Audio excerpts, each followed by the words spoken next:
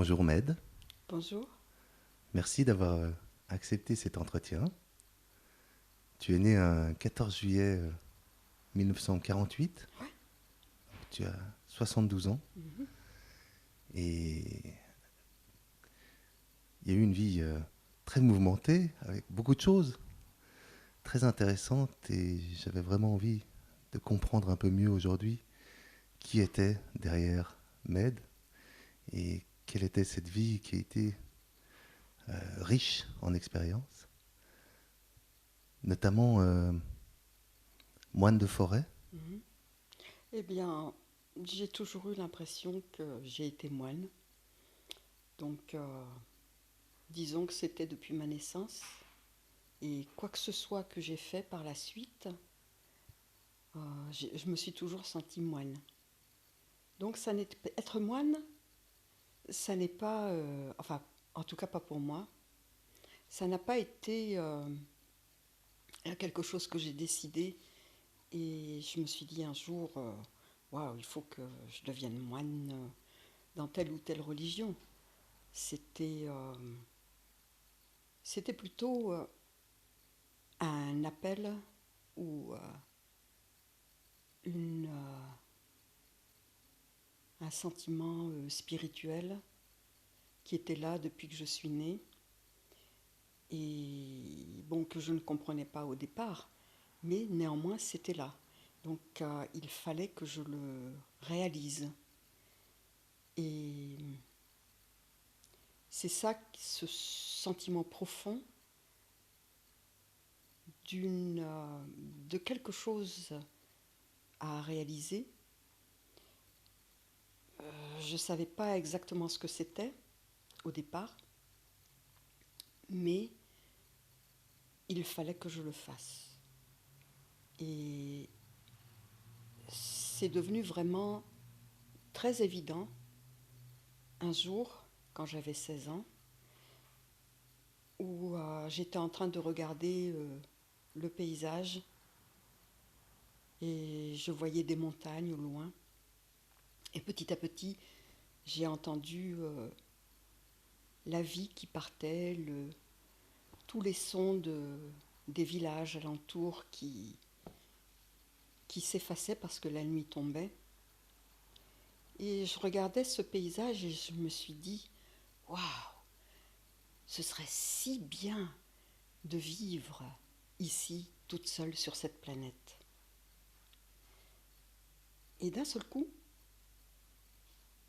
j'ai vu comme un ruban de nuages, parce que j'étais un peu sur des hauteurs, un ruban de nuages qui évoluait vers moi et qui m'a complètement entourée. Et d'un seul coup, je n'ai plus entendu ni de son, ni de bruit, ni les chiens qui aboyaient, ni le village qui s'endormait, ni les oiseaux, ni rien du tout. Tout est devenu euh, d'un silence abyssal. Et j'étais vraiment surprise parce que j'avais l'impression que j'étais hors du temps et hors de l'espace. Et j'étais en train de réfléchir à ça. Waouh, ce serait tellement bien d'être toute seule sur cette planète et de vivre toute seule sur cette planète. Et d'un seul coup, j'entends une voix qui me dit, mais... Non, puis je me dis à moi-même, mais qu'est-ce que je fais là? Qu'est-ce que je fais sur cette planète? Pourquoi je suis ici? Pourquoi je suis née? Pourquoi je suis née comme ça, quoi? Et j'entends une voix qui me dit, mais une voix grave comme ça qui me dit, mais pourquoi es-tu née? Et j'ai réfléchi quelques minutes et j'ai pas pu trouver la réponse. Pourquoi j'étais née, j'ai pas pu trouver la réponse. Et face à cette incapacité d'expliquer qui j'étais, qui je suis, ça m'a vraiment perturbée. Donc, je me suis dit, waouh, mais pourquoi j'arrive pas à répondre à cette question? Pourquoi est-ce que je suis née? Pourquoi j'arrive pas à répondre à ça? Et donc, par la suite, cette question, pourquoi es-tu né, est devenue la question principale à laquelle je devais répondre. Et en fait, c'est ça qui m'a propulsée sur les routes de la quête, d'une quête spirituelle. Parce que lorsque j'ai commencé à poser la question à mes parents, personne ne pouvait répondre. Ou alors si je posais les questions à un prêtre ou quelqu'un de religieux, il me disait bah, c'est un miracle, c'est voilà, ça partait d'un principe divin. Et pour moi, c'était insatisfaisant. Ces réponses n'étaient pas satisfaisantes. Il y avait quelque chose qui était là que je n'arrivais pas à expliquer et auquel personne ne pouvait répondre. C'est-à-dire la nature de la vie. Quelle est la nature de la vie? Quel est le cœur de la vie? Et ça, personne n'arrivait à me donner la réponse. Et c'était énervant. Hein, j'avais 16 ans, donc j'attendais des adultes autour de moi qui puissent me donner la réponse, mais personne ne l'avait. Enfin, en tout cas, pas la réponse que moi j'attendais. Donc, je me suis dit que il fallait que je la trouve toute seule. Et à ce moment-là, il n'y avait pas tout ce que les gens ont maintenant, c'est-à-dire l'Internet, les voyages en avion, la télévision, le téléphone portable, le portable, les ordinateurs portables, etc. On n'avait rien à cette époque-là. C'était pas très longtemps après la guerre, donc les pays se reconstruisaient, il n'y avait absolument rien. Et on était très pauvres. Je suis née dans une famille extrêmement pauvre, où on ne mangeait pas tous les jours. Euh, D'ailleurs, c'est quand j'allais à l'école, gamine, que c'est le plan Marshall qui m'a nourrie, avec du lait et une orange, parce qu'on arrivait à l'école, on n'avait rien eu à manger. Et, et d'ailleurs, mes parents, après ma naissance, c'est assez amusant, mais mes parents, après la naissance, m'ont ramené chez moi dans une boîte à chaussures. J'étais tellement petite et ils étaient tellement pauvres que on n'avait rien, donc ils m'ont ramené chez moi dans une boîte à chaussures. C'était mon berceau au départ. Donc je me suis dit, à partir de ce moment-là où j'arrivais pas à répondre à cette question, qui suis-je Qui suis-je Bah oui, qui suis-je euh, J'arrivais pas à répondre. Bon, néanmoins, je me disais, tiens, c'est la première fois où j'ai pris conscience que j'étais un être humain.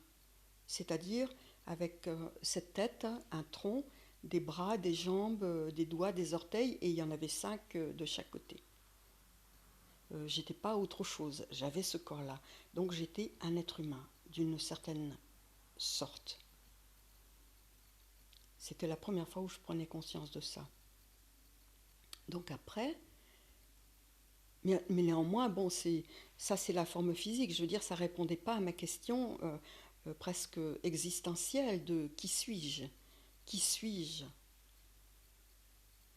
Donc je me suis dit qu'il fallait que je trouve la réponse. Donc j'ai commencé à réfléchir à la question, personne ne pouvait répondre autour de moi. Par conséquent, la seule chose que je pouvais faire, c'était aller vers les autres pour essayer d'avoir la réponse, autre que mes parents, que les prêtres, enfin, etc., etc. Et donc je commence à m'intéresser à la méditation. Et quand je commence la méditation, en fait, j'ai l'impression qu'il n'y a pas de différence entre mon état quotidien et le fait de méditer. Ça me mettait, disons que ça me synchronisait avec moi-même, mais il n'y avait pas de différence entre l'extérieur et l'intérieur. Et puis un jour, donc toujours en quête, je tombe sur un livre qui s'appelle Voyage d'une Parisienne à Lhasa, d'Alexandra David-Néel, et que je ne lis pas parce que tout ce qui est doctrine religieuse ne m'intéresse pas. Donc je ne lis pas le livre, mais en le retournant à l'arrière, il y avait une photo d'Alexandra David-Néel déguisée en mendiant qui s'apprêtait ou qui était en train de partir à Lhasa pour entrer à Lhasa et recevoir à ce moment-là les enseignements du Dalai Lama, qui n'était pas le Dalai Lama que l'on connaît actuellement. Et donc,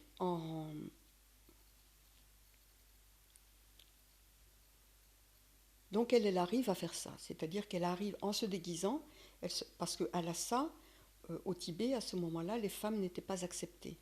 Donc, il n'y avait aucune femme ne pouvait entrer à Lhasa. Même entrer au Tibet, je pense que ça devait être assez difficile aussi. Moi-même, d'ailleurs, j'ai eu un visa pour entrer au Bhoutan, mais il n'y avait aucune femme. Les femmes n'étaient absolument pas acceptées.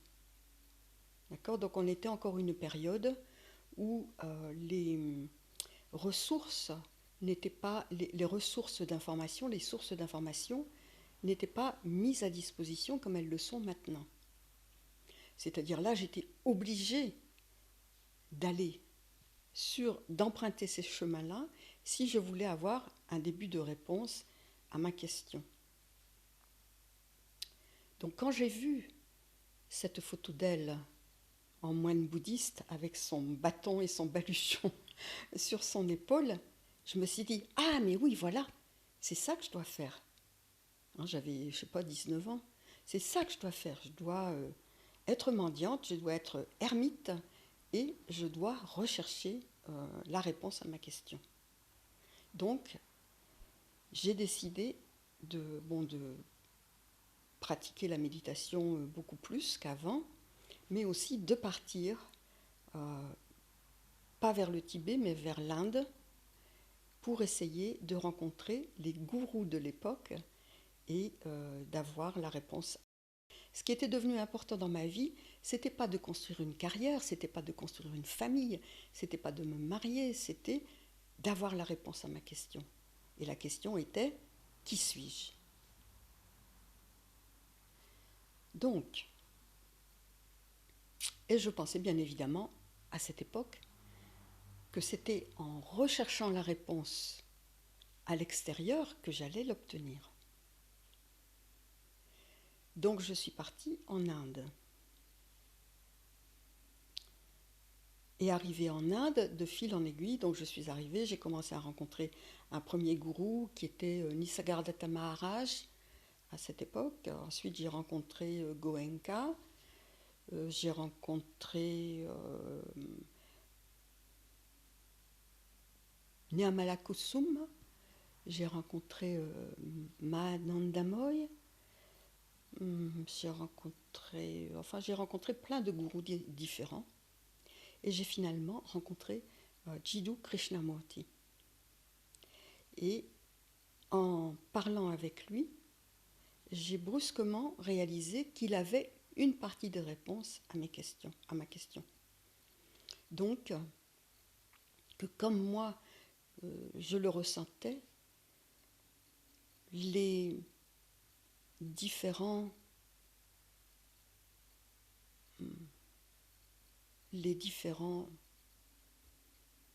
modèles qui nous étaient proposés, que ce soit dans la construction de soi, l'éducation, la construction spirituelle ou religieuse, il n'y avait que quelques modèles et que, en fait, moi, c'était des modèles imposés. Moi, je n'arrivais pas à me reconnaître dans ces... D'ailleurs, quand j'allais dans une église, j'adore les églises, on est bien, on peut méditer, c'est silencieux, c'est magnifique. Mais lorsqu'on en arrive au rituel, au dogme, je n'arrivais pas à m'associer, à m'identifier avec ce dogme. D'ailleurs, quand je regardais ce pauvre être sur une croix en bois, en train de saigner, etc., je me sentais coupable. Coupable que quelqu'un ait dû donner sa vie pour, soi-disant, sauver la mienne. Ça, c'était quelque chose que je ne pouvais pas accepter. Non seulement se mettre à genoux devant un bout de bois et une statue, pardonnez-moi, assez direct, mais m'agenouiller devant un bout de bois et une statue sanguinolente avec une épine qui devait lui faire très mal, pour moi, ça c'était. Je me sentais absolument coupable parce que la seule chose que je voulais faire, c'était de le descendre et de le faire revivre, marcher et puis vivre sa vie, quoi. Il n'avait pas à donner sa vie pour moi. Je peux très bien donner ma vie pour moi-même. D'accord? Je n'ai besoin de personne. Je n'ai besoin d'aucun sacrifice pour vivre ma vie et être moi-même. Donc, cette vénération était tout à fait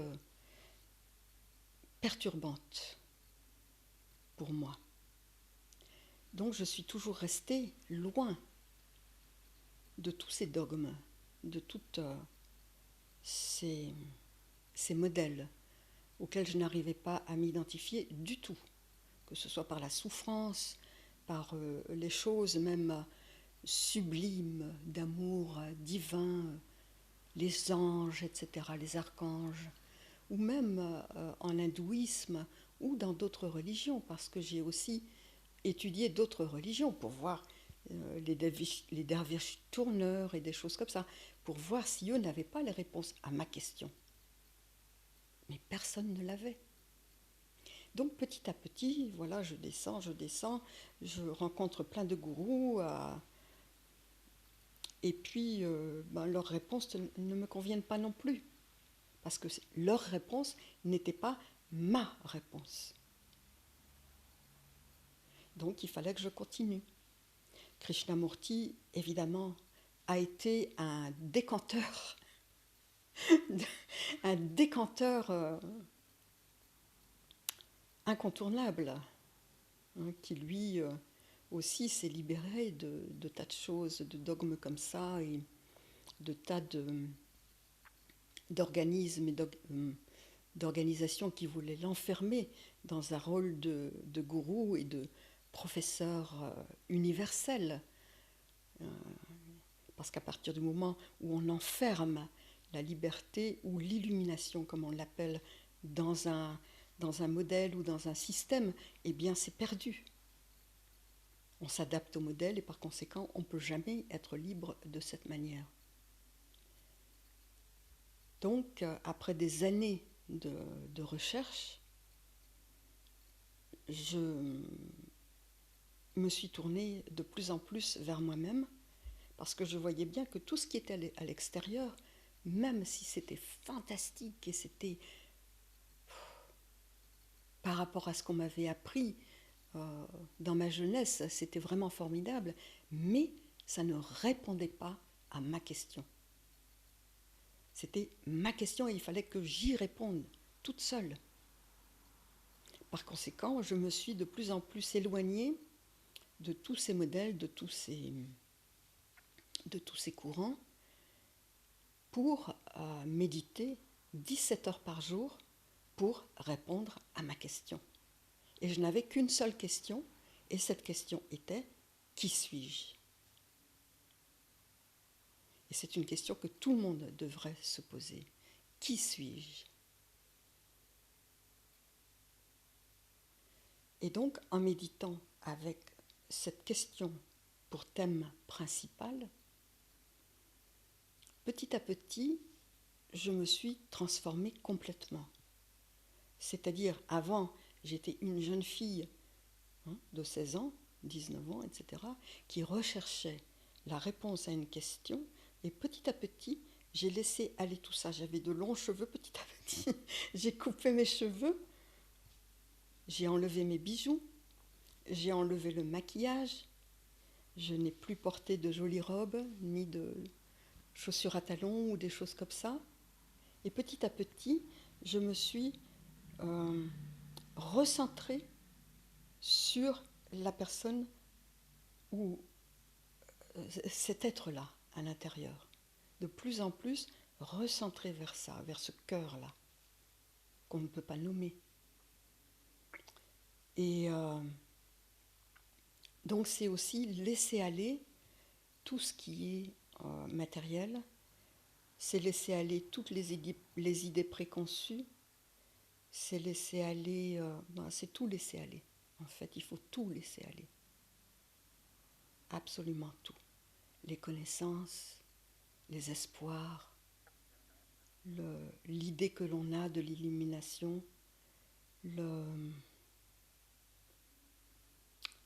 toutes les connaissances spirituelles qu'on peut avoir. Il faut savoir marcher pieds nus, naturel, sans nourriture, et s'asseoir, et se retourner vers soi-même. Et plus on laisse aller, plus ça se vide, plus il y a de la place pour rien. Tout ce qu'on vide, tout ce qu'on laisse aller, qu'est-ce qui reste après? Rien. Donc on n'enlève pas tout ça pour récupérer quelque chose d'autre, parce que ça c'est quelque chose d'autre, même si ça correspond à des choses ou des éléments ou des idées ou même les choses les plus magnifiques, un miracle par exemple. Tout ça, on ne peut pas, si on remplace le rien avec un miracle, on re-remplit le rien. D'accord? Donc après, il faut relaisser aller le miracle pour que ça se revide. On peut avoir des idées d'illumination. L'illumination, c'est, ça doit être quelque chose de magnifique. Oui, les gens qui pensent ça, c'est parce qu'ils ne l'ont pas traversé.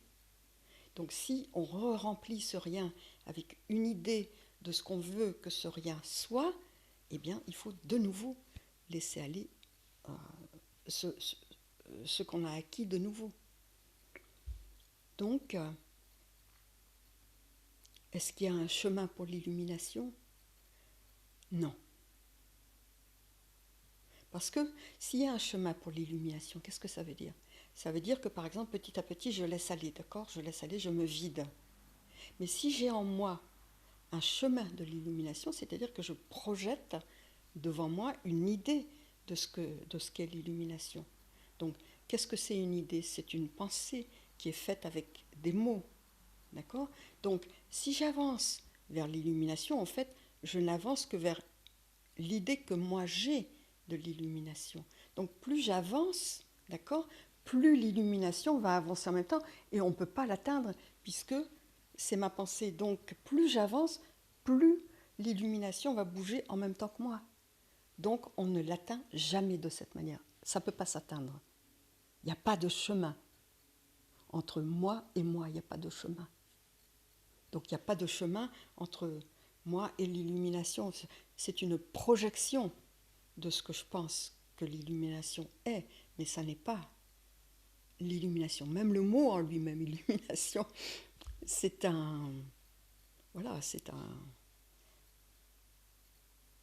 presque un mot normatif, on dirait. Donc, il faut aussi laisser tomber, laisser aller, se libérer des concepts que l'on a de l'illumination ou du miracle. Si je veux faire un miracle, c'est-à-dire, voilà, je suis là et je veux faire un miracle. Donc même si le miracle est fantastique, même si je veux refaire la société entièrement et que tout le monde soit merveilleusement heureux, d'accord, c'est mon idée. Donc quand j'avance, l'idée avance en même temps que moi. Quand je recule, elle recule. Quand j'avance, ça avance. Quand je recule, ça recule. Donc on n'atteint jamais ce qu'on projette parce que c'est nous qui le projetons. Donc si on parle d'illumination, déjà l'appeler c'est trop, parce que l'illumination c'est rien. Et même dire rien, c'est déjà trop.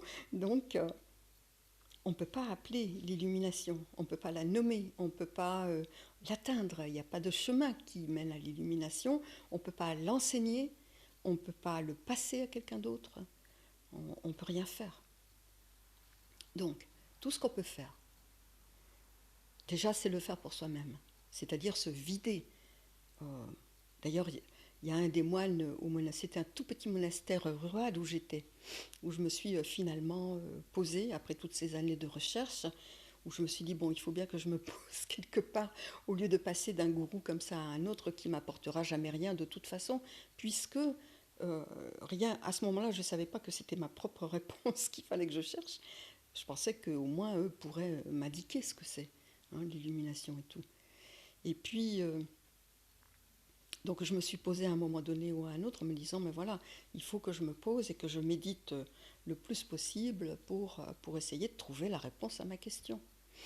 Et puis je faisais face aussi à cette époque-là, donc c'est une époque où on n'avait rien, pas d'internet, etc., pas de télé, pas de téléphone.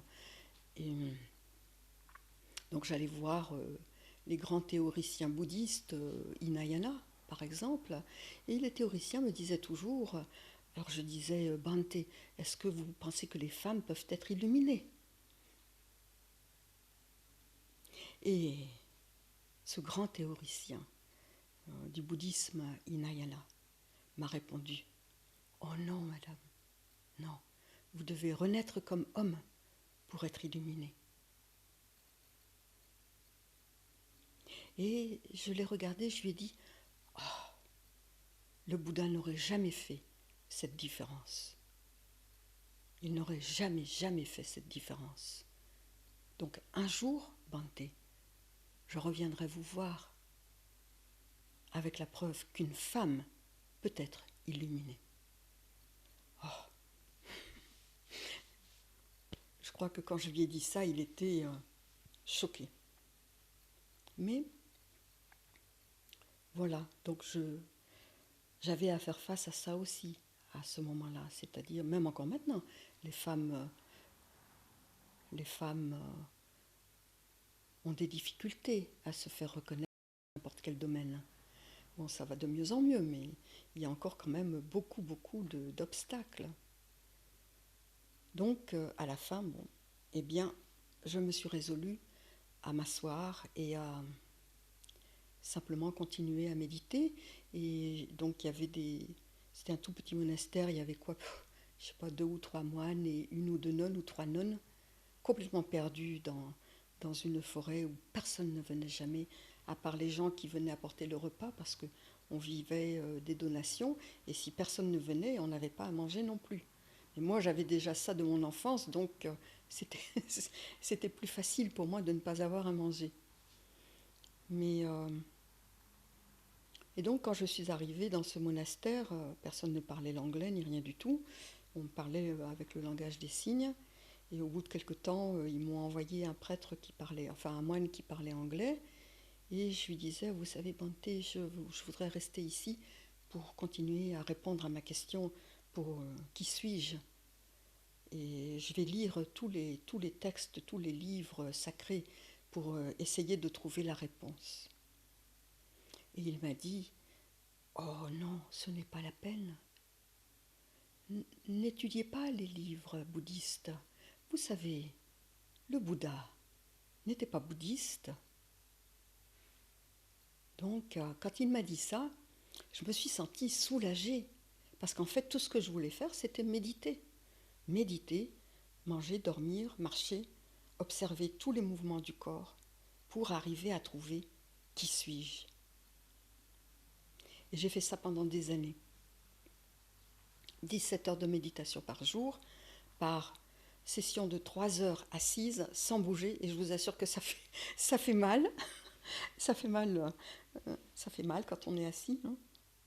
Et puis, supporter la douleur, étudier la douleur, voir d'où elle vient, tout étudier, tout ce qui est émotion, tout ce qui est perception, toutes les idées préconçues, tout ce qui était encore dans ma tête.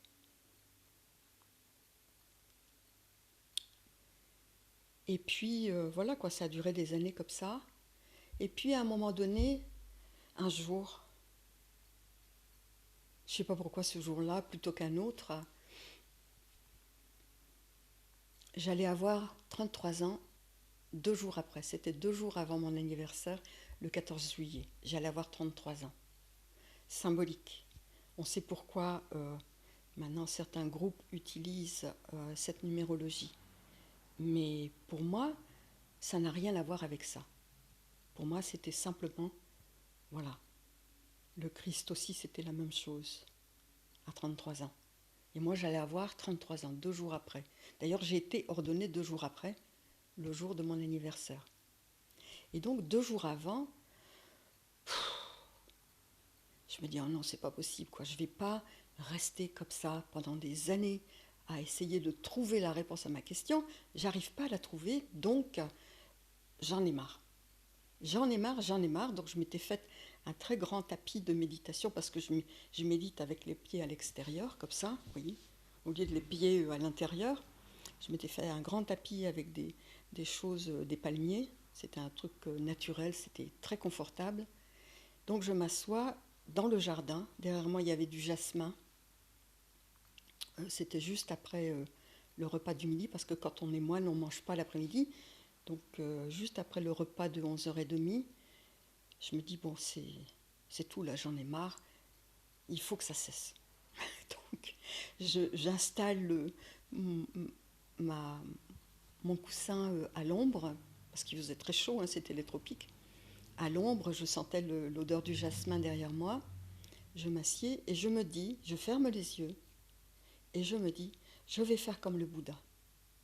Lui, il s'est assis sous le banyan et puis il n'a pas bougé pendant 3 jours et c'est là où c'est arrivé. Donc je vais faire comme lui. Même si j'ai pas à manger, si j'ai pas à boire, même si je meurs là, je m'en fous. Je reste là et je ne bouge pas. Donc je me suis assise et comme je le fais d'habitude, j'ai fermé les yeux et puis j'ai commencé à me concentrer sur toutes les sensations, tout ce qu'on écoutait ensemble, etc.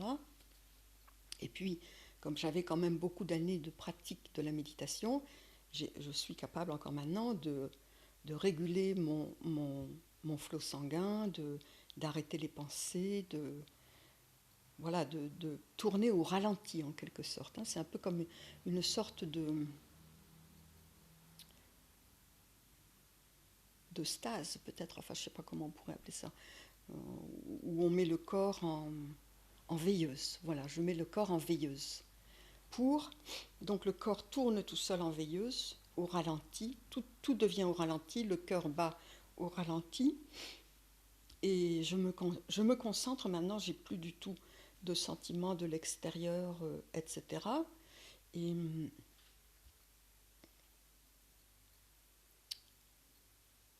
je commence donc à ce moment-là, j'étais déjà capable d'arrêter mes pensées, donc je vois les pensées qui passent au ralenti, un peu comme un chapelet de perles.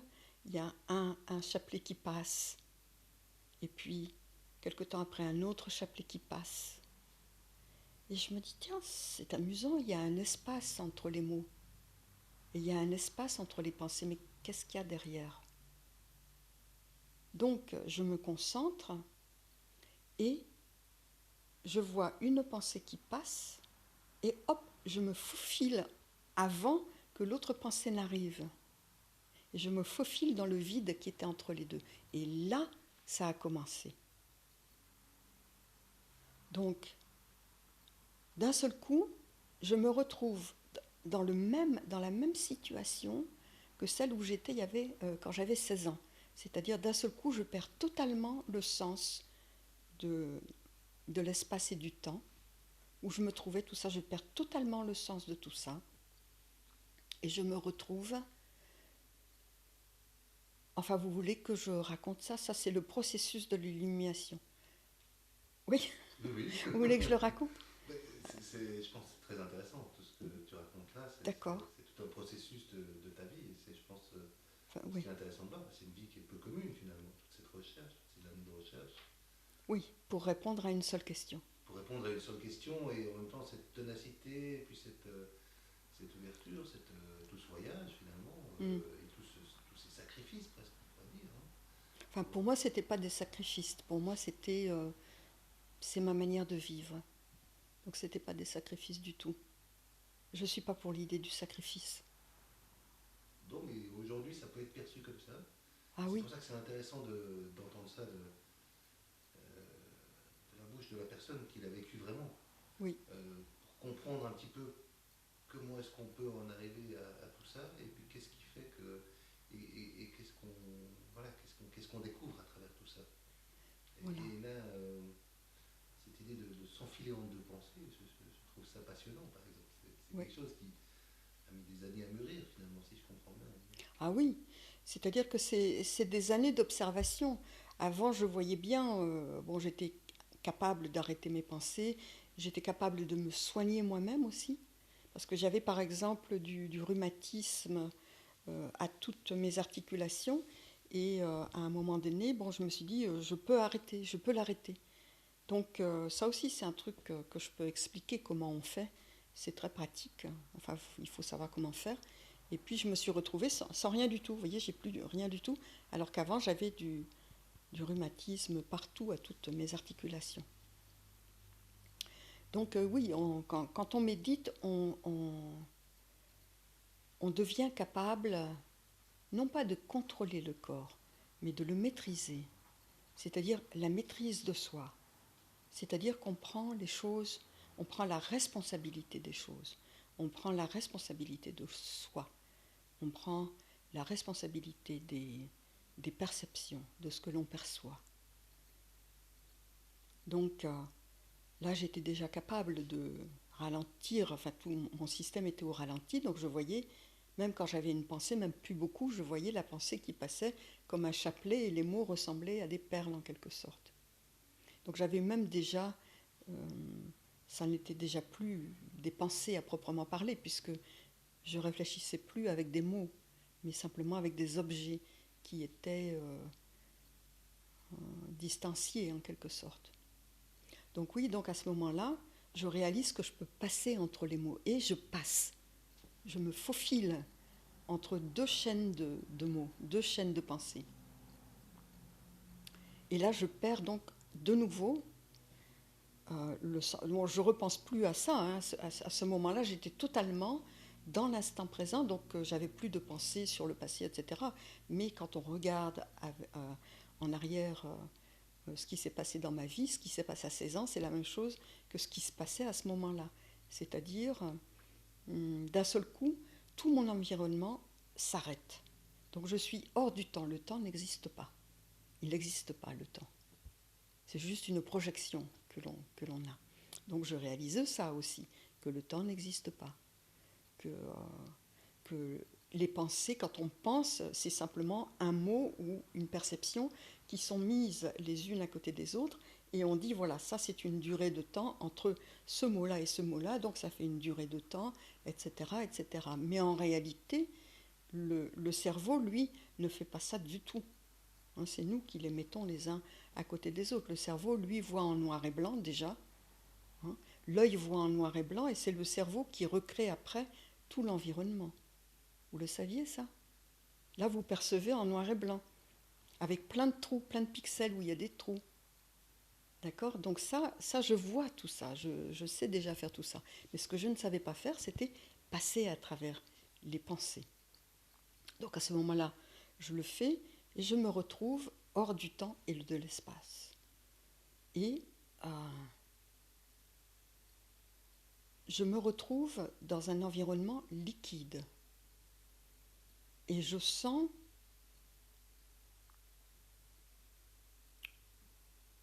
c'est difficile à expliquer parce que j'ai perdu le sentiment de mon corps physique, mais en même temps, je ressens une métamorphose des cellules qui est en train de s'enclencher. Donc je vois ça, et en même temps je me retrouve dans un environnement liquide en train de marcher. Donc comme on peut marcher dans un environnement liquide. Et je réalise que le cosmos, c'est absolument pas de l'air, c'est de l'eau. Enfin, c'est pas de l'eau, mais c'est comme un liquide, c'est du cristal liquide. Donc je réalise ça. Et puis je marche, et d'un seul coup, je vois tout autour de moi tous les coraux, un environnement subaquatique avec des coraux, des couleurs merveilleuses. Mais le truc, c'est qu'on n'avait pas de télé à ce moment-là. Et quand on a eu la première télé à la maison, c'était en noir et blanc. Donc je ne savais pas qu'il y avait des environnements subaquatiques avec des couleurs aussi magnifiques. Maintenant on le sait, puisqu'on peut le filmer sous l'eau, mais à ce moment-là, non. Donc je commence à voir tout ça, je me dis, waouh, mais qu'est-ce que c'est que tout ça? Donc je commence à nager, donc je peux nager sous l'eau. Ah oui, et plus j'avance dans l'eau, plus l'eau me rentre dans les narines, et plus je commence à la respirer. Donc je respire l'eau. Et comme un enfant, hein, comme dans le ventre de la mer, je respire le liquide. Et ça se passe très bien, enfin, je ne me noie pas, rien du tout. Hein, donc je continue à marcher, puis je peux voguer autour des coraux, etc. Et puis, d'un seul coup, en marchant, j'arrive devant un énorme trou noir. Mais énorme. Et je m'approche. Donc, je n'avais pas peur de la mort. À ce moment-là, j'avais dépassé la peur de la mort, etc. Et je m'approche et je regarde dans cet abysse, parce que c'était un abysse, et il n'y avait pas de fond.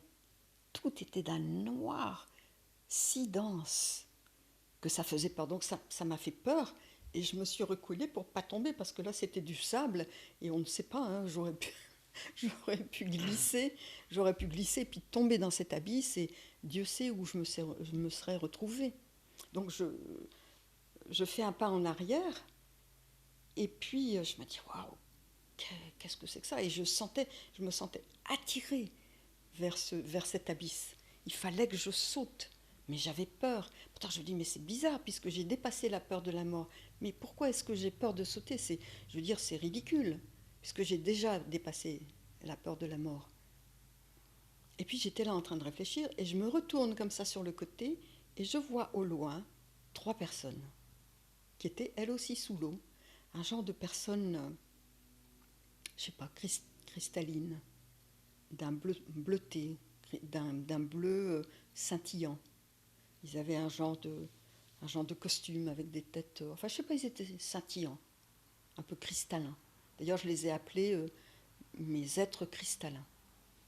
Donc il y en avait 3 et ils me regardaient. Et en fait j'ai eu l'impression qu'ils attendaient de voir ce que j'allais faire. Alors je me dis, oh là là, sauter là, je sais pas, là, bon, je suis audacieuse, mais là, quand même, là, je ne sais pas où ça va. Et je les entends me dire de nouveau, parce que c'était les mêmes que quand j'avais 16 ans. Ils me disent, mais Med, si tu ne sautes pas, tu n'auras jamais la réponse à ta question.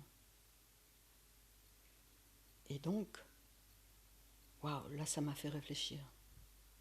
Et je me suis dit, oh là là, j'ai fait tout ça pour arrêter à la dernière minute, alors que là, je peux avoir la réponse, puisqu'ils me disent que si je saute pas, je l'ai pas. Donc ça veut dire que si je saute, je vais l'avoir.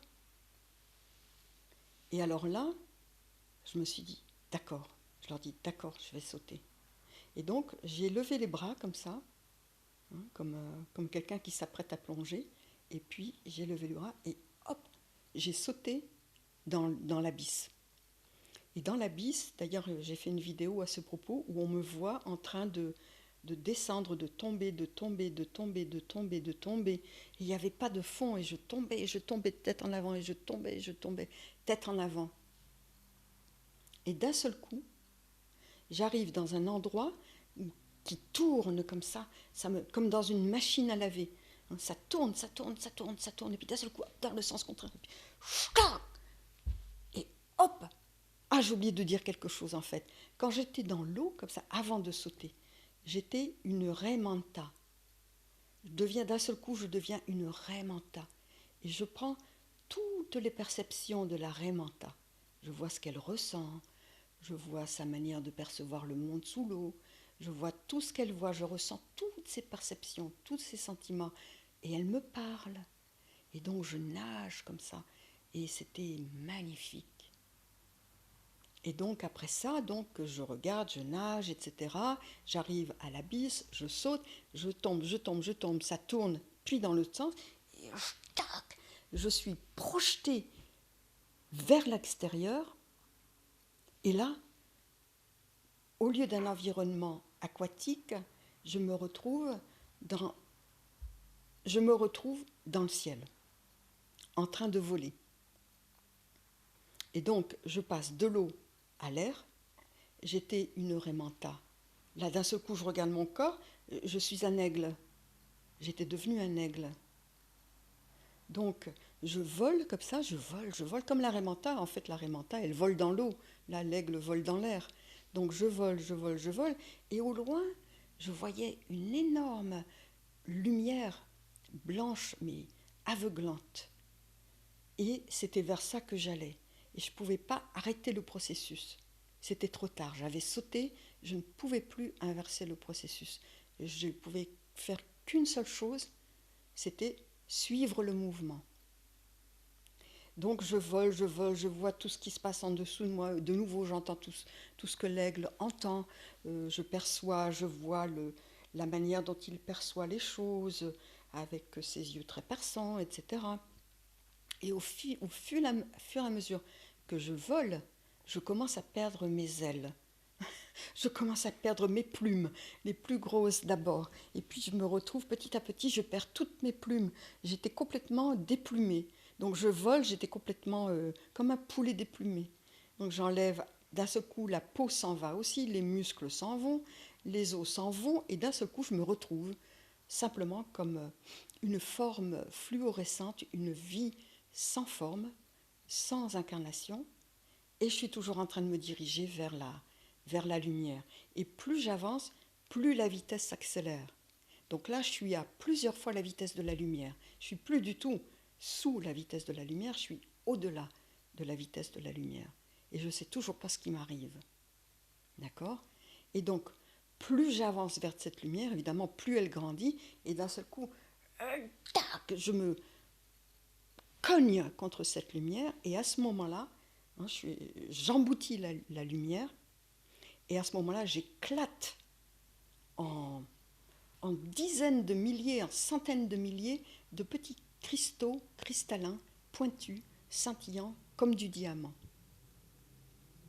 J'éclate. Et là, plus rien. D'un seul coup, plus rien. On peut couper ? Oui. Je vais boire un peu d'eau.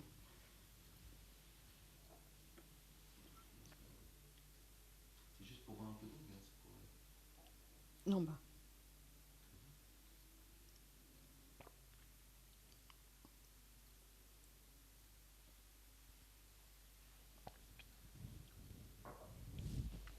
Donc j'éclate. Je me vois bien éclater. J'avais plus de corps, mais j'éclate quand même dans ces milliers de petites... je sais pas, c'était des trucs pointus, un peu comme des morceaux de très très très très petits cristaux de diamants. Et d'un seul coup, plus rien. Donc tout mon système se déconnecte. C'est comme s'il y avait eu une surcharge électrique. Les plombs, les plombs pètent. Donc c'est tout, quoi. Je ressens plus rien. J'ai plus rien.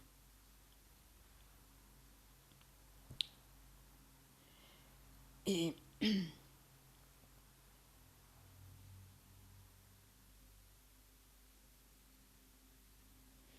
d'un seul coup,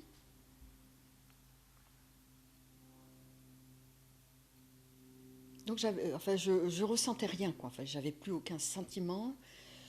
Il n'y avait plus rien. Sincèrement, il n'y avait vraiment plus rien. Plus d'émotion, plus de ressenti, plus rien du tout. Et d'un seul coup,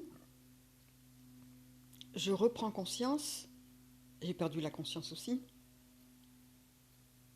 Pardon. Je reprends conscience que je n'ai plus de corps. Et je me dis, mais flûte, qu'est-ce que je fais là ? Je veux dire, c'est quoi ? J'ai pas de corps. Flûte, où est-ce que... Il me semble bien que j'avais un corps il y a quelque temps, non ? Et d'un seul coup, je réalise que j'ai perdu mon corps. Comme vous savez, vous allez quelque part, vous perdez votre trousseau de clés, d'accord ? Et vous ne savez pas où vous l'avez mis. Donc vous continuez, vous vaquez à vos occupations, puis d'un seul coup, vous réalisez que que vous avez perdu votre clé parce que vous devez ouvrir la porte et vous n'avez plus vos clés. Donc là, c'était le même sentiment. J'avais perdu mon corps. Je ne savais pas où... Petit à petit, je reprends conscience que j'avais un corps, mais je ne sais pas où je l'ai mis. Je ne sais pas où il est. Donc je me dis, mais c'est quand même bizarre. J'ai pas de corps et je ressens quand même des choses. Ce n'était pas le même sentiment que lorsqu'on est incorporé, mais je ressentais quand même des choses d'une nature différente. Et ce qui s'est produit aussi, c'est que je n'arrivais plus à faire la différence entre mes différents sens. Tout était amalgamé. Donc la vision, l'odorat, le goût, le toucher, l'audition, tout ça, tout était mélangé. Je n'arrivais pas à faire la différence entre si c'était voir ou toucher ou goûter. Je n'arrivais plus à faire la différence. Tout était un. Et dans ce un, d'un seul coup, je vois que, en fait, tout est un. Non seulement j'avais plus cette notion de sens ou de différenciation entre les choses, mais je voyais aussi que j'étais connectée à tout. J'étais connectée à tout. Je n'arrivais pas à définir ce que c'était, mais j'étais connectée à tout. Et ça ressemblait à des filaments, en quelque sorte. Et donc, petit à petit, je commence à reprendre conscience qu'en fait, je peux sentir. Je voyais et je peux voir. Donc j'arrive à faire la différence entre sentir et voir déjà. Bon, j'avais pas le reste, mais au moins ça. Et donc, je sentais comme c'est vraiment sentir, une goutte d'eau qui tombait, ou alors une goutte de lumière qui tombait sur un liquide d'or, fait d'or. Donc c'est un peu difficile à expliquer, mais c'était comme une goutte qui tombait sur un lac qui serait fait d'or pur. Et la goutte, c'était comme de la lumière. Donc c'était deux éléments qui se rencontraient. Lumière et, je sais pas, son peut-être, ou je sais pas, quelque chose comme ça, de l'or liquide.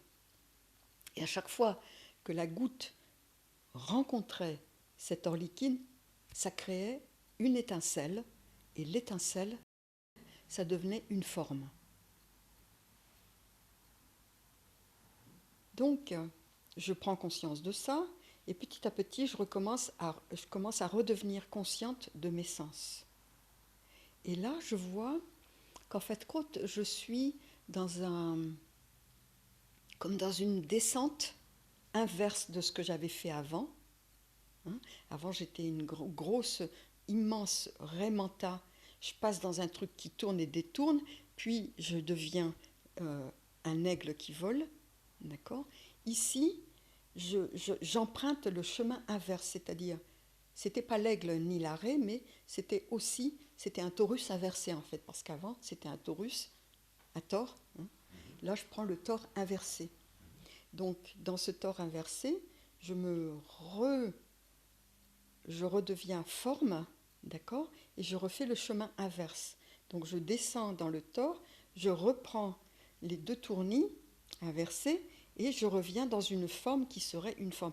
Mais je vois à ce moment-là, je retraverse la naissance de l'humanité, comment l'univers est né. C'est pas un Big Bang en fait. Donc je repasse à travers tout ça, je vois la naissance de l'humanité, l'être humain, les différents types d'êtres humains, etc. Et je vois que plus je descends dans les fréquences, donc ça devient de plus en plus lourd, de plus en plus grossier, de plus en plus solide. Avant, j'étais légère, j'avais pas de forme. Là, je commence à reprendre donc de la forme, donc la fréquence baisse et la forme s'alourdit, devient plus intense et plus solide. Et je vois dans cette descente que, donc je repasse... je vois dans cette descente qu'en fin de compte, il y a des sorties partout où je le voulais. Si j'avais voulu ressortir comme, je ne sais pas, un homme du Moyen-Âge, je pouvais reprendre cette sortie et je serais sortie et je me serais retrouvée au Moyen-Âge en train de vivre une vie quelconque, quoi. Et puis je recommence à tomber ou à me resolidifier et je reviens, par exemple, au 19e siècle où j'aurais pu prendre cette autre sortie et puis revivre cette vie-là, mais j'aurais été morte de là où je suis partie, en fait.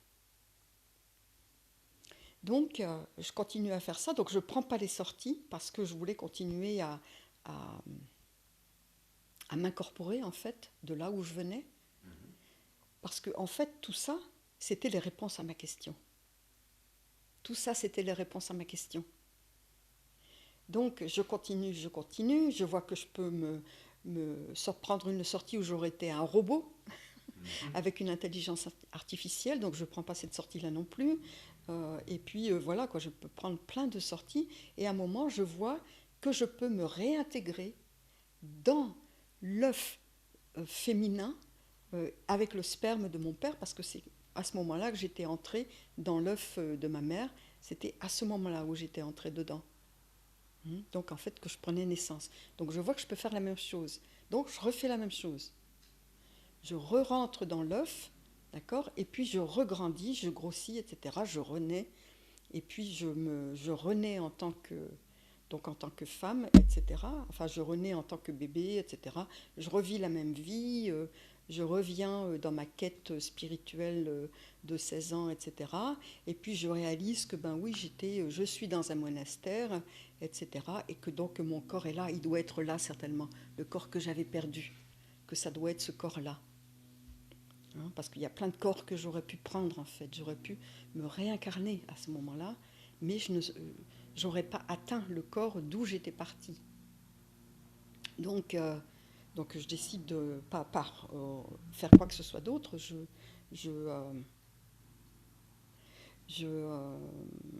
décide de revenir dans ce corps. En fait, enfin si, quand même, je le décide quand même. Mais ce que je réalise à ce moment-là, c'est je suis revenue dans cette forme-ci, en fait, c'est la même forme que celle-ci, grâce à quelqu'un. Parce que quand j'étais assise dans mon monastère, là, dans le jardin, avec le jasmin à l'arrière, dont je sentais l'odeur douce du jasmin, j'étais assise là, et d'un seul coup, je reprends conscience donc que je vais re-rentrer dans ce corps, d'accord ? Et ce corps, le sentiment que j'ai, c'est un bloc de granit. Et moi, ma fréquence est très haute. Donc me réintégrer dans un bloc de granit qui est une fréquence très basse, c'était extrêmement difficile. Et d'un seul coup, je suis prise de douleur, mais atroce, à crier. Parce qu'il faut re-rentrer dans ce bloc de granit alors que je ne voulais pas forcément y aller, quoi. Mais il faut que j'y rentre voilà, parce que c'est de là d'où je viens. Donc je me réintègre dans ce bloc de granit et en même temps je sens qu'il y a quelqu'un qui est là, qui est en train de me taper comme ça. Donc je reprends conscience de ce corps, grâce à quoi ? À quelqu'un qui me tape comme ça sur l'épaule. Et je sens que j'ai une épaule. Donc je suis en train de réintégrer mon corps. Et je sens ces doigts qui me tapent. Et donc petit à petit, je réintègre ce corps complètement, ce bloc de granit. Je sens cette tape, et cette tape-là, c'était la goutte d'eau que je voyais tomber dans ce liquide d'or, qui forme la matière. Donc la matière se forme à partir d'intention, de la conscience. Ça n'est pas la matière, ça n'est pas la conscience qui vient de la matière, mais c'est la matière qui vient de la conscience. C'est l'inverse. Donc, je sens cette tape, là, puis d'un seul coup, je fais la relation avec la goutte qui tombe, etc. Je suis en train de réintégrer mon corps, je rouvre les yeux, et là, je ne sais pas du tout où je suis.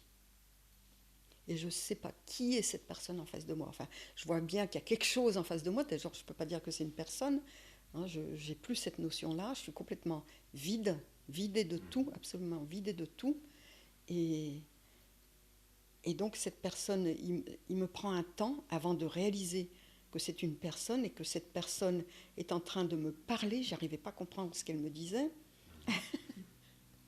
et que c'était finalement, bon, après un certain temps, je réalise que c'est une nonne et donc que je suis au monastère assise sur mon coussin en train de méditer et que là, la nuit va tomber. Alors que je m'étais assise il y a 2 ou 3 heures avant. Hein. Et elle, ne voulant pas me laisser dehors comme ça, me tapait sur l'épaule, se demandant ce qui se passait. Parce qu'en fait, quand j'ai pété le câble, c'est-à-dire qu'il y a eu un trop-plein d'électricité, je suis morte, carrément, je suis carrément morte. C'était la mort, j'ai traversé la mort.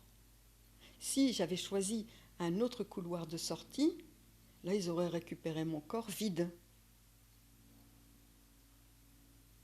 Donc, mais comme j'étais rentrée dans ce corps, voilà, donc maintenant je suis là. Mais donc, elle me tapait comme ça sur l'épaule pour me faire revenir et me faire revenir à moi et me dire, ben, il est tard, quoi, il faut, il faut bouger. Et donc, je commence à prendre conscience de tout ça. Et quand j'essaie de bouger, impossible de bouger parce que j'étais restée là, j'étais complètement engourdie. Donc elle voit que j'arrive, j'ai du mal à me déplier et tout, elle me fait des massages des jambes, massages du corps et tout le temps qu'elle me fait ça, donc elle appelle une autre nonne, elles réalisent toutes les deux qu'il s'est passé quelque chose, donc elles me massent et puis elles me soutiennent toutes les deux et elles m'emmènent dans ma cellule où elles m'allongent et elles me laissent dormir, elles me font dormir. Donc après je m'endors. Et donc, après m'être endormie, donc ça c'est le 2e jour du processus d'illumination. Et le 3e jour, là, le lendemain matin, normalement, on se lève à 4 heures du matin, hein, quand on est moine, enfin, moine bouddhiste Hinayana. On se lève à 4 heures du matin. Et là, je me réveille, et quand je regarde la luminosité extérieure, je vois tout de suite qu'il est tard. Donc le monastère, c'est un bâtiment carré avec une cour centrale et il n'y a qu'une seule sortie, donc on ne sort pas, mais comme il y a une sortie, il y a comme un puits central, je voyais la lumière arriver, descendre dans le puits avec un puits à eau au centre, et là je réalise qu'il est tard. Et je me lève, donc avec difficulté, parce que je ne me souvenais même plus comment on faisait pour marcher. J'arrivais plus à marcher. Et donc quand je sors, etc., avec bien des difficultés, je réalise qu'il est déjà 8 heures et qu'elles m'ont laissé dormir. Donc j'ai dormi 4 heures de plus que la normale. Et donc là, je sors et il faut tout réapprendre. J'arrivais plus à marcher, j'arrivais plus à parler. C'était sévère. C'était vraiment sévère. Et j'arrivais plus à rien faire, j'arrivais plus à réaliser. Donc j'avais l'impression aussi qu'on m'avait lobotomisé, c'est-à-dire qu'on m'avait coupé le crâne, qu'on m'avait enlevé le crâne, qu'on l'avait enlevé, qu'on avait pris mon cerveau, qu'on l'avait jeté et que maintenant j'avais plus qu'une boîte sans rien dedans. Alors ça m'a appris aussi quelque chose, c'est-à-dire que on peut très bien penser sans penser dans la tête. Par exemple, ce que je fais actuellement là. Là, ce ne sont pas des pensées qui passent par un cerveau. Les pensées, en fait, arrivent à l'extérieur, ce n'est pas dedans. Dedans, ce sont simplement des connexions, d'accord, comme un ordinateur, par exemple, va faire des connexions, le BIOS, ou voilà quoi, hein, des connexions. Mais après, ce qui se passe sur votre écran, c'est différent du BIOS. Donc là, c'est pareil. Donc, en fait, donc il me faut reconstruire tout le BIOS de mon système informatique, mais il me faut reconstruire tout l'écran et tout l'extérieur pour pouvoir avoir accès aux deux, puisque je ne peux même plus m'associer non plus avec un écran, ni avec un clavier, ni avec des applications qu'on utilise, etc., etc., quoi. Là, je suis complètement vidée, totalement, et ça me prendra 6 mois pour réapprendre tout ça. Ouais, 6 mois. Voilà. Et après, il faut vivre avec ça. Ça, c'était il y a 30... j'avais 33, j'en ai 72, ça fait 40 ans, quoi. Ça fait 40 ans. Donc, il y a 40 ans, on ne parlait pas de tout ça. J'aurais jamais raconté tout ça à une caméra ou à quelqu'un. Hein, on n'avait rien à ce moment-là. Donc, parler de l'illumination, non seulement de cette manière-là, qui n'est pas une manière spirituelle, ni une manière religieuse, ça choque déjà. Mais le faire ouvertement comme ça non plus. C'est pas quelque chose qu'on faisait à cette époque-là, ni même encore maintenant. Parce que vous dites à quelqu'un, bah oui, d'ailleurs je dis jamais je suis illuminé, parce que bon, déjà c'est un peu ridicule de le dire, enfin de cette manière-là, je dis toujours, j'ai traversé un processus qui m'a donné la réponse à mes questions. Donc en général, pour résumer, je dis que c'est un processus qui est le processus de l'illumination, mais c'est le mien, c'est pas forcément le vôtre. Parce qu'il y a autant de personnes, autant de processus d'illumination. Il n'y a pas un seul modèle unique. Donc ça, c'est le mien. Donc ça a répondu à ma question. Après, j'avais toutes les réponses. Et après, tu dis, il faut vivre avec. Et après, il faut vivre avec ça. Parce que fait ce processus? Ce processus vous unifie. Donc, au niveau cellulaire, etc. aussi, il y a une transformation. C'est comme si vous êtes comme ça, puis d'un seul coup, ça s'ouvre. D'accord? Ça s'ouvre, ça se retourne, comme ça se retourne, et puis vous êtes de nouveau comme vous étiez.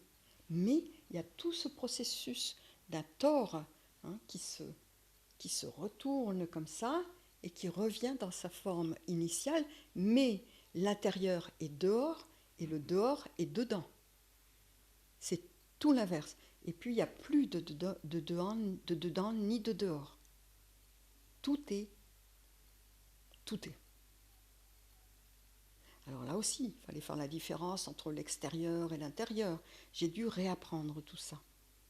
Mais c'est simplement pour pouvoir m'exprimer, parce que même à l'intérieur maintenant, il n'y a plus cette différence. Donc quelles sont les conséquences du processus de l'illumination? Eh bien, c'est un processus d'intégration totale.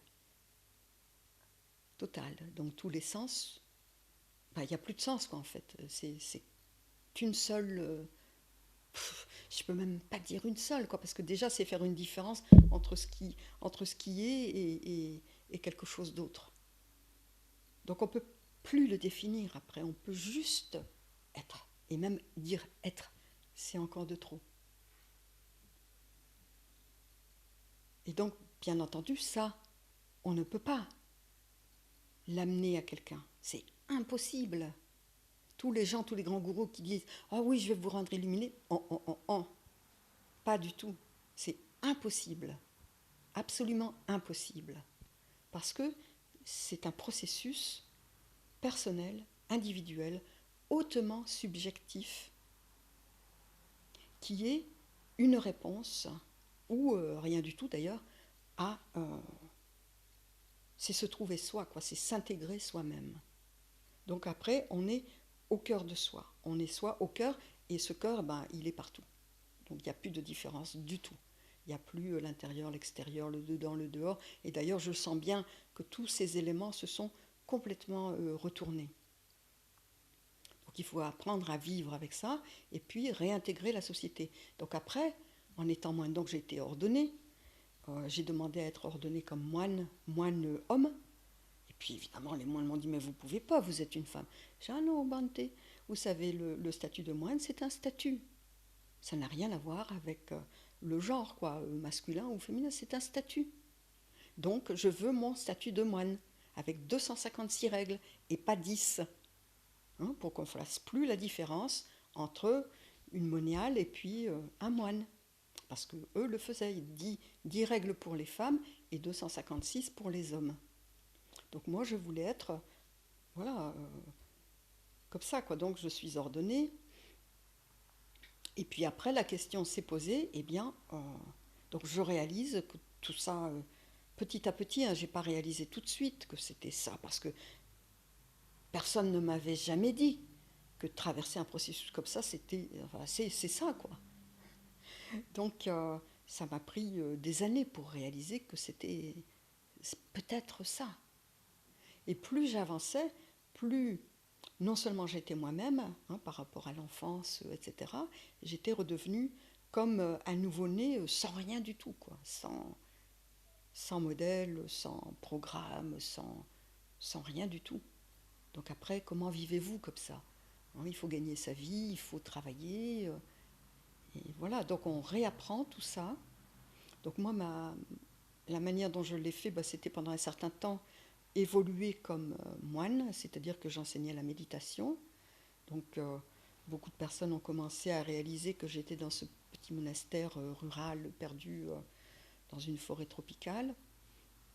Et donc plein de gens des USA, plein de pays différents de l'Occident, commencent à savoir que je suis là, ils viennent me voir et me demander des conseils et tout. Donc je ne sais pas quoi dire parce que tout ça, bon, on ne peut pas le donner à quelqu'un. Je veux dire, ça ne sert à rien. Tout ce qu'on peut faire, c'est dire, asseyez-vous et faites-le. C'est tout ce qu'on peut dire. Donc il venait, etc. Bon, on me dit quand même, voilà, vous avez une expertise que d'autres n'ont pas. Pourquoi ne viendriez-vous pas pourquoi ne viendrez-vous je ne vais pas y arriver. Venez aux USA, venez aux USA pour partager. Enfin, si vous ne voulez pas partager tout ça de manière théorique, venez au moins expliquer ce qui s'est produit. Donc, bon, je suis d'accord, donc j'y vais. Le moine qui me servait de référent, je l'emmène avec moi, etc. Donc, on part aux USA. Je fais un petit passage par la France et on part aux USA. Donc, aux USA, donc je pars directement de mon monastère complètement isolé, toute seule, dans une forêt tropicale au bout de nulle part, dans des villes américaines complètement bondées de gens, de voitures, etc., etc.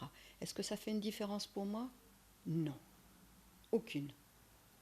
Donc je me retrouve dans ce monastère, pas dans ce monastère, dans ce centre de méditation, où il y avait 350 yogis à l'année, qui sont là tous les jours. Et moi j'ai été professeur référent pendant 2 ans, donc à enseigner la méditation, et puis à parler aux gens, comme je le fais maintenant, pour expliquer ce processus que j'ai traversé. En disant, si je l'ai fait, vous pouvez aussi le faire.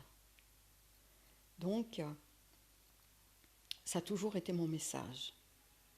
Si je l'ai fait, vous pouvez aussi le faire.